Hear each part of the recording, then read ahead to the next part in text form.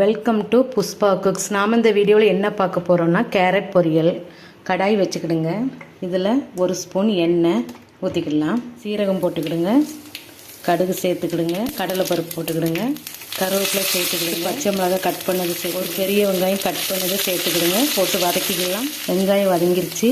Cut பண்ண கேரட்டை சேர்த்துக்கலாம். ஒரு 1/4 கிலோ கேரட் இருக்கும். இதோட மஞ்சத்தூள் கொஞ்சம் போட்டுக்கிடுங்க, கொஞ்சம் சாம்பார் தூள்.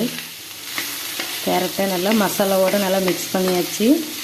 இந்த சமயத்தில் கேரட் வேகிறதுக்காக ஒரு 1/2 டம்ளர் அப்படி தண்ணியை ஊற்றி மூடி வச்சுருவோம். சிம்மில் வச்சு ஒரு 10 நிமிஷம் மூடி வச்சிடலாம். மூடி வச்சுருந்தோம், காய் வெந்துருச்சு. இந்த சமயத்தில் தான் நம்ம உப்பு சேர்க்கணும்.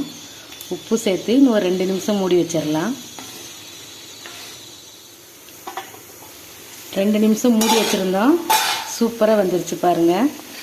தண்ணியெல்லாம் நல்லா வற்றி சூப்பராக ரெடி ஆயிடுச்சு. சுவையான டேஸ்டான கேரட் பொரியல் ரெடி. இதே மாதிரி வந்து வீட்டில் செஞ்சு பாருங்கள். டக்குன்னு செஞ்சிடலாம். நம்ம எதுவும் அரைக்காண்டாம், தேங்காயெலாம் ஒன்றும் தேவையில்லை. இப்படியே பண்ணால் சூப்பராக இருக்கும். சாம்பார் சாதத்துக்குலாம் இது நல்லாயிருக்கும்.